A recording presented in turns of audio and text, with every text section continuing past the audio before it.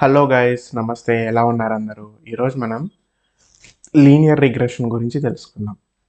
అసలు ఇది దేనికి ఉపయోగిస్తారు? అసలు ఇది ఎంఎల్ మోడల్లో ఎందుకు వచ్చింది? లీనియారిటీ అంటే ఏంటి? రిగ్రెషన్ అంటే ఏంటి?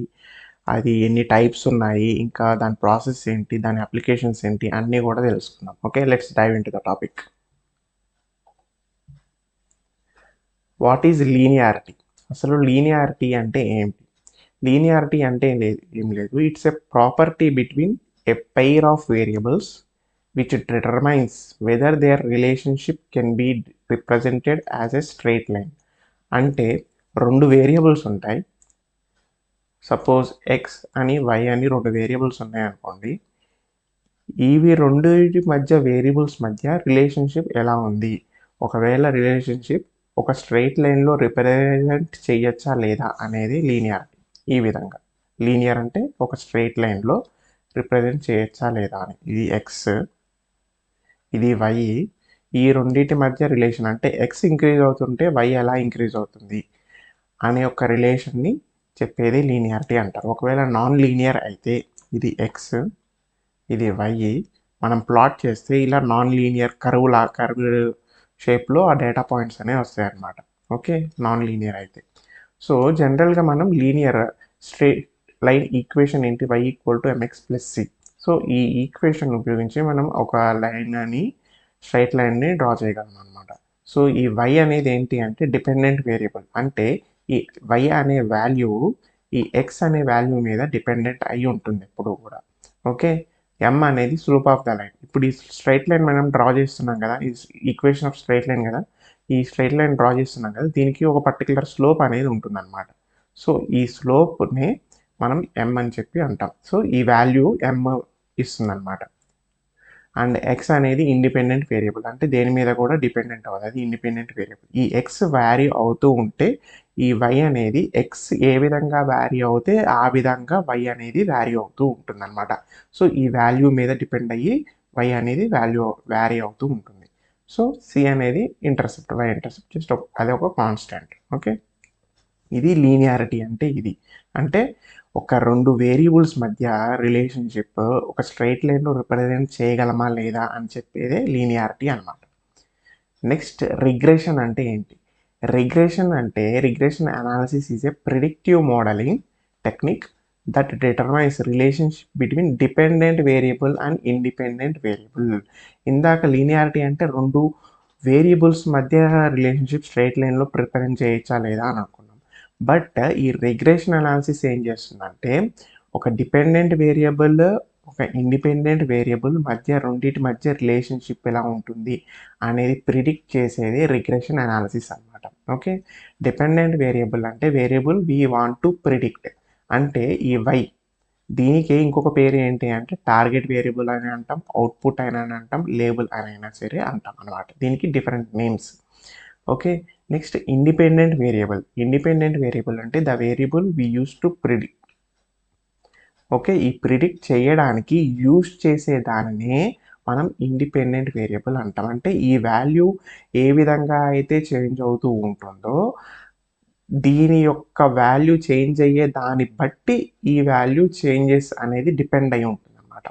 అంటే సింపుల్గా ఈ వై అనేది ఏ విధంగా మారుతూ ఉంటుంది అంటే దాని యొక్క మారడం అనేది ఈ ఎక్స్ ఇండిపెండెంట్ వేరియబుల్ మీద డిపెండ్ అయి ఉంటుంది. ఓకే, అందుకే దీన్ని ప్రిడిక్షన్ చేయడానికి ఉపయోగిస్తాం. ఓకే, దీన్నే మనం ఏమని అనొచ్చు? ఫీచర్ అని అనొచ్చు, ఇన్పుట్ అని అనొచ్చు, ప్రిడిక్టర్ అని కూడా అనొచ్చు అనమాట ఎక్స్ని. ఓకే, ఇంకా ఈ లీనియర్ రిగ్రెషన్ అనేది ఎక్కడ మనం ఉపయోగిస్తాము అంటే ట్రెండ్స్, సేల్స్ ఎస్టిమేట్స్ వాటిల్లో ఉపయోగిస్తాం. Estimating sale trends and forecasting future revenue. అంటే ఇప్పుడు సమ్మర్ అనుకోండి, సమ్మర్ క్లాత్స్, ఇప్పుడు క్లాత్ షాపే ఉంది, క్లాత్ షాప్లో సమ్మర్ అనుకోండి, సమ్మర్లో సమ్మర్ వేర్ అనేది ఎక్కువగా సేల్స్ అవుతూ ఉంటుంది. సో ఆ ట్రెండ్స్ని ప్రిడిక్ట్ చేయడానికి, ఇంకా ఫోర్కాస్టింగ్ అంటే ముందుగానే ఫోర్కాస్ట్ చేయడానికి, ఇప్పుడు వెదర్ ఫోర్కాస్టింగ్ అలాంటివి ఉంటాయి కదా, అంటే రేపు వర్షం పడుతుందా లేదా, నెక్స్ట్ మంత్ వర్షాలు ఎలా ఉంటాయి. సో అలాంటి ఫోర్కాస్టింగ్ వాటిల్లో ఈ లీనియర్ రిగ్రెషన్ అనే దాన్ని ఉపయోగిస్తాం. Next price change impact. ఇప్పుడు ప్రైస్ అనేది చేంజెస్ ఏమైనా అయినాయి అనుకోండి, ఇప్పుడు రా మెటీరియల్ ప్రైసే ఉందో అనుకోండి, ఇప్పుడు మనకి వార్ జరుగుతుంది, మన రా మెటీరియల్ ప్రైస్ చాలా చాలా ఫ్లక్చుయేషన్ అవుతా ఉన్నాయి. సో ఆ ప్రైస్ చేంజ్ యొక్క ఇంపాక్ట్ మార్కెట్ మీద ఎలా ఉంటుంది, ప్రోడక్ట్ సేల్స్ మీద ఎలా ఉంటుంది, డిమాండ్ మీద ఎలా ఉంటుంది, రెవెన్యూ మీద ఎలా ఉంటుంది అనే దాన్ని కూడా మనం ప్రిడిక్షన్ చేయొచ్చు, అనలైజ్ చేసుకోవచ్చు. Okay, next financial risk assessment, risk evaluation in financial services and insurance domain. So ఈ డొమైన్లో కూడా మనం లీనియర్ రిగ్రెషన్ అనేది ఉపయోగించి ప్రిడిక్షన్స్ చేయొచ్చు అనమాట. Okay, why we use linear regression, అసలు లీనియర్ రిగ్రెషన్ని మనం ఎందుకు ఉపయోగిస్తామంటే determining the strength of predictor. Okay, helps us to understand how strongly an independent variable affects the dependent variable. Example, does house size really affect the price? అంటే ఇప్పుడు ఏం లేదండి, ఇప్పుడు దీని లీనియర్ రిగ్రెషన్ని ఎందుకు మనం ఉపయోగిస్తాము అంటే ఈ ఇండిపెండెంట్ వేరియబుల్ ఏదైతే ఉందో, అంటే ఎక్స్ అని అనుకున్నాం కదా ఇండిపెండెంట్ వేరియబుల్, ఈ యొక్క ఇండిపెండెంట్ వేరియబుల్ ఎంత స్ట్రాంగ్గా ఈ డిపెండెంట్ వేరియబుల్ని ఇన్ఫ్లుయెన్స్ చేస్తుంది, అంటే ఎంత స్ట్రాంగ్గా ఎఫెక్ట్ చేస్తుంది. అంటే ఇప్పుడు ఫర్ ఎగ్జాంపుల్ తీసుకుంటే, ఇప్పుడు హౌస్ సైజ్ ఉందనుకోండి, ఒక పెద్ద సైజ్ పెద్ద విల్లా అంత హౌస్ సైజ్ ఉంటే ఆబ్వియస్గా దాని ప్రైస్ అనేది ఎక్కువే ఉంటుంది. సో సైజ్ ఇంక్రీజ్ అయ్యే కొద్దీ ప్రైస్ అనేది ఇంక్రీజ్ అవుతుంది. సో ఇది strongly related. Okay, so price increase అవుతూ ఉంటే హౌస్ సైజ్ అనేది ఇంక్రీజ్ అవుతూ ఉంటే ప్రైస్ అనేది కూడా ఇంక్రీజ్ అవుతూనే ఉంటుంది. సో ఈ విధంగా ఎంత స్ట్రాంగ్లీ రిలేటెడ్ అనేది యొక్క స్ట్రెంగ్త్ని మనం లీనియర్ రిగ్రెషన్ ఉపయోగించుకొని చెప్పుకోవచ్చు అనమాట. Okay, next forecasting outcomes, predict the future values based on past data. మన పాస్ట్ డేటాని ఉపయోగించుకొని ఫ్యూచర్ వాల్యూస్ని మనం ప్రిడిక్ట్ చేయొచ్చు, ఫోర్కాస్ట్ చేయొచ్చు ముందుగానే. Okay, forecast next month sales based on previous months data. Okay, మనకి లాస్ట్ మంత్ ఎంత సేల్స్ అయినాయి అనే దాన్ని ఉపయోగించుకొని నెక్స్ట్ మంత్ ఎంత సేల్స్ అయినాయి అనే దాన్ని మనం ప్రిడిక్ట్ చేయొచ్చు. ఈ విధంగా ప్రిడిక్ట్ చేయడం వల్ల మనం ఎంత రా మెటీరియల్ తీసుకోవాలి, ఎంత స్టాక్ని మనం నిల్వ ఉంచుకోవాలి, అదంతా కూడా మనం ఫోర్కాస్టింగ్ తీసుకోవచ్చు అనమాట. ఓకే, దాన్ని లీనియర్ రిగ్రెషన్ ఉపయోగించుకొని చేసుకోవచ్చు. Identify trends over time. Okay, over టైంలో ఒక సీజన్లో ట్రెండ్స్ ఎలా నడుస్తున్నాయి అనే దాన్ని కూడా మనం ప్రిడిక్ట్ చేసుకోవచ్చు. Okay, discover patterns and trends in data over a particular time period. Is temperature increasing every year, అలాంటి ఎగ్జాంపుల్ తీసుకుంటే ఇప్పుడు ఈ ఎల్ నీనో ఎఫెక్ట్ అని చెప్పి మనకు అనుకున్నాం కదా, మనకి వార్తల్లో చూస్తున్నాం కదా, అంటే ఇది ఎలాగా ఎన్నో సంవత్సరాల తర్వాత ఈ ఎల్ నీనో ఎఫెక్ట్ అనేది వస్తుంది, టెంపరేచర్ ఇంక్రీజ్ అవుతుంది, అలాంటి ప్రిడిక్షన్స్ మనం చేయొచ్చు అనమాట. ఓకే, సింపుల్ రూల్ ఏంటంటే ఇండిపెండెంట్ వేరియబుల్ ఎక్స్ చేంజ్ అవుతూ ఉంటే డిపెండెంట్ వేరియబుల్ ఎంత మారుతుందో ప్రెడిక్ట్ చేయడమే regression. Okay, so simple. Independent variable X అనేది చేంజ్ అవుతూ ఉంటే డిపెండెంట్ వేరియబుల్ ఎంత మారుతుంది అనేది ప్రిడిక్ట్ చేయడమే రిగ్రెషన్. ఇప్పుడు టైప్స్ ఆఫ్ లీనియర్ రిగ్రెషన్ చూద్దాం. Simple linear regression, multiple linear regression. Simple linear regression అంటే ఏం లేదండి, ఒక ఇన్పుట్ ఉంటుంది, ఒక అవుట్పుట్ ఉంటుంది. అంటే single independent variable is used to predict single dependent variable. So okay, single independent variable is used to predict single dependent variable. చాలా simple. ఒక హౌస్ సైజ్, ఇందాక ఎగ్జాంపుల్ తీసుకున్నాం కదా, అదే హౌస్ సైజ్ ఇంక్రీజ్ అవుతూ ఉంటే హౌస్ ప్రైస్ అనేది కూడా ఇంక్రీజ్ అవుతూ ఉంటుంది, అంతే సింపుల్. ఇప్పుడు మల్టిపుల్ లీనియర్ రిగ్రెషన్ అంటే ఏంటి అంటే మెనీ ఇన్పుట్స్ ఉంటాయి బట్ వన్ అవుట్పుట్ మాత్రమే ఉంటుంది అనమాట. More than one independent variable used to predict one dependent variable. Okay, ఈ విధంగా దాని యొక్క ఇది సింపుల్గా ఈక్వేషన్ అవుతుంది. బట్ ఇది మల్టిపుల్ ఇన్పుట్స్ ఉన్నాయి కాబట్టి ఇవన్నీ కూడా ఇన్పుట్స్. బి అనేది కాన్స్టాంట్ 0, ఇది x0, b1 x1, b2 x2, so on up to bn xn. ఈ x అనేవి ఇన్పుట్స్, చాలా ఇన్పుట్స్ అనమాట, ఇండిపెండెంట్ వేరియబుల్స్. ఒక సింగిల్ అవుట్పుట్ మాత్రమే ఉంటుంది. చాలా ఇండిపెండెంట్ వేరియబుల్స్ ఉంటాయి, ఒక్క సింగిల్ అవుట్పుట్ మాత్రమే ఉంటుంది. దాన్ని మల్టిపుల్ లీనియర్ రిగ్రెషన్ అని అంటాం. ఓకే, ఇది ఎలా అంటే మన ప్రాక్టికల్ వరల్డ్లో, రియల్ వరల్డ్లో మల్టిపుల్ లీనియర్ రిగ్రెషన్ని ఎక్కువగా వాడతాం. ఎందు గురించి అంటే రియల్ టైమ్ ప్రాజెక్ట్స్లో రియల్ ప్రాబ్లమ్స్లో మనకి multiple factors affecting the output. అంటే ఒక అవుట్పుట్ని ఒక్క సింగిల్ వేరియబుల్లే ఎఫెక్ట్ చేస్తూ ఉండదు, చాలా మల్టిపుల్ ఫ్యాక్టర్స్ ఉంటాయన్నమాట ఎఫెక్ట్ చేసేది.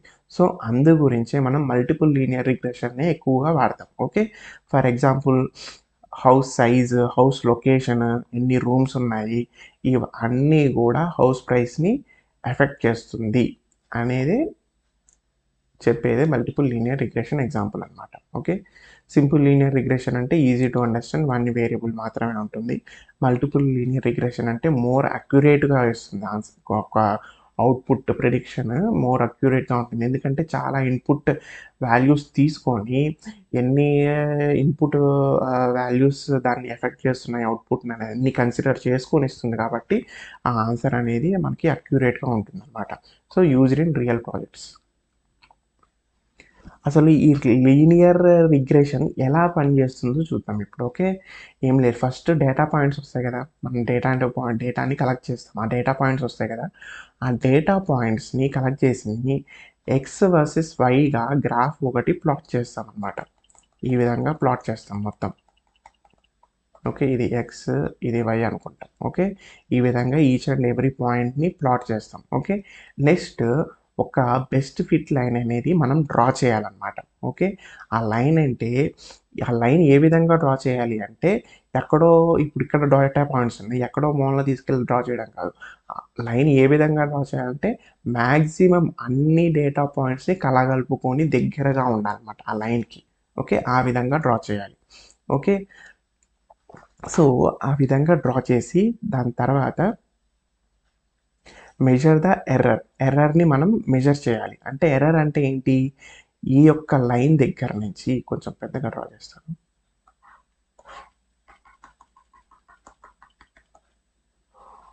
సో ఓకే, ఈ లైన్ దగ్గర నుంచి ఈ పాయింట్ ఎంత దూరం ఉంది, ఈ లైన్ దగ్గర నుంచి ఈ పాయింట్ ఎంత దూరం ఉంది. సో ఈ డిస్టెన్స్ని క్యాలిక్యులేట్ చేస్తే మనకి ఒక వాల్యూ వస్తుంది. సో ఆ వాల్యూని how far is each point from our line, దాన్ని మనం కాస్ట్ ఫంక్షన్గా ఒకటి క్యాలిక్యులేట్ చేస్తాం. కాస్ట్ ఫంక్షన్ అంటే ఏంటి, some of all errors mean squared error అని అంటాం కాస్ట్ ఫంక్షన్. ఓకే, అంటే ఈ ఎర్రర్స్ ఈ ఎర్రర్ అంటే ఏంటండి, ఇప్పుడు ఈ లైన్ ఉందా, ఈ లైన్ ఒకటి డ్రా చేస్తున్నాము, ఈ లైన్ నుంచి ఈ డేటా పాయింట్స్ అన్నీ ఎంతగా డిస్పోజ్ అయిపోయి ఉన్నాయి అనే డిస్టెన్స్ని క్యాలిక్యులేట్ చేస్తాము. క్యాలిక్యులేట్ చేసి దాన్ని అన్నిటిని some of all errors some చేస్తే మనకి కాస్ట్ ఫంక్షన్ అనేది ఒక ఫంక్షన్ వస్తుంది అనమాట. ఇప్పుడు ఈ కాస్ట్ ఫంక్షన్ ఏంటి అంటే ఈ బెస్ట్ ఫిట్ లైన్ అనేది ఇస్తుంది. బెస్ట్ ఫిట్ లైన్ ఏంటి అంటే మనకి ఈ లైన్ అన్ని పాయింట్స్ని కలగలుపుకొని అన్ని పాయింట్స్కి దగ్గరలో ఉండేటట్టు మనం డ్రా చేయగలిగితే ఆ ఎర్రర్ అనేది తక్కువ వస్తుంది. ఇప్పుడు డేటా పాయింట్ ఒకటి ఇక్కడ ఇలా ఉన్నాయి, మనము లైన్ని ఇక్కడ డ్రా చేసాం, ఇప్పుడు ఇది డిస్టెన్స్ ఎక్కువ ఉంది కదా, అలా కాకుండా డేటా పాయింట్స్ ఇక్కడ ఉన్నాయి, నేను లైన్ కొంచెం దగ్గరగా డ్రా చేశాను, ఇప్పుడు ఈ డిస్టెన్స్ అనేది తక్కువ ఉంది. ఇక్కడ ఏంటి, ఈ ఎర్రర్ అనేది ఎక్కువగా ఉంది, ఇక్కడేమో ఎర్రర్ అనేది తక్కువగా ఉంది. సో ఈ లైన్ అనేది డేటా పాయింట్స్ దగ్గరగా ఉంటే ఎర్రర్ అనేది తక్కువ ఉంటుంది, అంటే ఆ ప్రిడిక్షన్ అనేది చాలా అక్యురేట్గా వస్తుంది అని చెప్పి అర్థం అనమాట. దాన్ని మనం బెస్ట్ ఫిట్ లైన్ అని చెప్పి అంటాం. ఈ బెస్ట్ ఫిట్ లైన్ని ఏ విధంగా మనం తెచ్చుకోగలము అంటే, మనం ఇప్పుడు ఈ ఎర్రర్స్ అన్ని క్యాలిక్యులేట్ చేసి మనం కాస్ట్ ఫంక్షన్ కనుక్కున్నాం కదా, ఈ కాస్ట్ ఫంక్షన్ ఏంటంటే మనకి ఒక ఆల్గరిథం ఉంది, ఏంటి, గ్రేడియంట్ డీసెంట్ ఆల్గరిథం అని ఒక ఆల్గరిథం ఉంది. ఆ ఆల్గరిథం ఏం చేస్తుంది, మినిమైజ్ ద కాస్ట్ ఫంక్షన్. ఈ కాస్ట్ ఫంక్షన్ని మినిమైజ్ చేసే విధంగా డిజైన్ చేసిందే ఈ గ్రేడియంట్ డిసెంట్. అంటే ఆ కాస్ట్ ఫంక్షన్ మినిమం వాల్యూని మనం ఈ ఆల్గరిథం ఉపయోగించుకొని కనుక్కోవచ్చు అనమాట. ఓకే, ఇది గ్రేడియంట్ డిసెంట్ ఏం చేస్తుంది అంటే it moves from highest cost function to lowest cost function step by step. అంటే ఇప్పుడు ఒక వాల్యూ వచ్చింది కదా కాస్ట్ ఫంక్షన్, ఆ కాస్ట్ ఫంక్షన్ లోయెస్ట్ వాల్యూ అయ్యేంత వరకు అది చేస్తూనే ఉంటుంది క్యాలిక్యులేషన్. ఆల్గోరిథం అలా రన్ అవుతూ ఉంటుంది. ఎప్పుడైతే లోయెస్ట్ కాస్ట్ ఫంక్షన్ వస్తుందో, ఓకే, ఈ పర్టికులర్ దగ్గర లోయెస్ట్ కాస్ట్ ఫంక్షన్ ఉంది. సో ఇక్కడ మనం బెస్ట్ ఫిట్ లైన్ అనేది డ్రా చేయొచ్చు అని చెప్పి ఈ గ్రేడియంట్ డిసెంట్ ఆల్గోరిథం ద్వారా మనం చేసుకోవచ్చు అనమాట. So when cost function is at lowest, we get the best fit line. This line gives most accurate predictions. Okay, ఈ విధంగా అనమాట. Best fit line scatter plot, ఇది ఒక స్కాటర్ ప్లాట్ ఎక్స్ వై మధ్య మనం డేటా పాయింట్స్ని గ్రాఫ్ చేసాము. తర్వాత దానికి ఒక బెస్ట్ ఫిట్ లైన్ అనేది డ్రా చేసాము. ఇక్కడ రెడ్ మార్క్లో కనిపిస్తుందా, ఇది మనం ఎర్రర్ రెసిడ్యువల్ అని అంటాం. ఎర్రర్ అనైనా రెసిడ్యువల్ అని చెప్పి అంటాం. ఈ అన్ని ఇదొక ఎర్రర్, ఇదొక ఎర్రర్, వీటన్నిటిని కలిపితే సమ్ చేస్తే మనకి కాస్ట్ ఫంక్షన్ అనేది వస్తుంది. ఓకే, ఇప్పుడు ఈ కాస్ట్ ఫంక్షన్ని గ్రేడియంట్ డిసెంట్ ఉపయోగించుకొని కాస్ట్ ఫంక్షన్ని మినిమైజ్ చేస్తాం. ఇది ఎలా చేస్తుంది అంటే, చూస్తుంది ఇక్కడ కాస్ట్ ఫంక్షన్ క్యాల్కులేట్ చేస్తుంది, ఒక వాల్యూ వచ్చింది, నెక్స్ట్ స్టెప్కి వెళ్ళి మళ్ళీ క్యాల్కులేట్ చేసిద్ది. సో ఇక్కడ ఈ లైన్ అంటే ఈ పాయింట్ దగ్గర ఒక కాస్ట్ ఫంక్షన్ క్యాల్కులేట్ చేసిద్ది, ఇక్కడ ఒక కాస్ట్ ఫంక్షన్ క్యాల్కులేట్ చేసిద్ది. సో ఈ విధంగా ప్రతి ఒక్క పాయింట్ దగ్గర కాస్ట్ ఫంక్షన్ క్యాల్కులేట్ చేస్తూ ఎక్కడో ఒకసారి పర్టికులర్ పాయింట్ దగ్గర ఆ యొక్క కాస్ట్ ఫంక్షన్ అనేది చాలా తక్కువ వస్తుంది. దాన్నే అది బెస్ట్ ఫిట్ లైన్గా తీసుకుంటుంది అనమాట. ఓకే, తర్వాత మళ్ళీ కాస్ట్ ఫంక్షన్ అనేది ఇంక్రీజ్ అవుతూ ఉంటుంది. సో ఈ బెస్ట్ ఫిట్ లైన్ రావడానికి కాస్ట్ ఫంక్షన్ తక్కువ ఉండడానికి వచ్చేంత వరకు ఆ గ్రేడియంట్ డిసెంట్ ఆల్గోరిథం అనేది రన్ అవుతూ ఉంటుంది. సో ఈ విధంగా బెస్ట్ ఫిట్ లైన్ అనేది మనం గ్రేడియంట్ డిసెంట్ ఆల్గోరిథం ఉపయోగించుకొని కనుక్కుంటాం అన్నమాట. Okay, so that's it guys. ఈరోజు మనం ఏమేమి చూసాం, లీనియారిటీ అంటే ఏంటో చూసాము. లీనియారిటీ అంటే relationship between two variables shown as a straight line y = mx + c. So ఈ విధంగా ఉపయోగించుకొని లీనియారిటీ చూసాం. రిగ్రెషన్ అంటే ప్రిడిక్టివ్ టెక్నిక్ అనమాట. ఇది ప్రిడిక్టివ్ అనాలిసిస్లో ఉపయోగిస్తాం. Finds relation between dependent and independent variable. Okay, ఒక ఇండిపెండెంట్ వేరియబుల్ మధ్య రిలేషన్షిప్ ఎలా ఉంది అనేది తెలుసుకునే దానికి మనం రిగ్రెషన్ని ఉపయోగిస్తాము, లీనియర్ రిగ్రెషన్ ఉపయోగిస్తాము.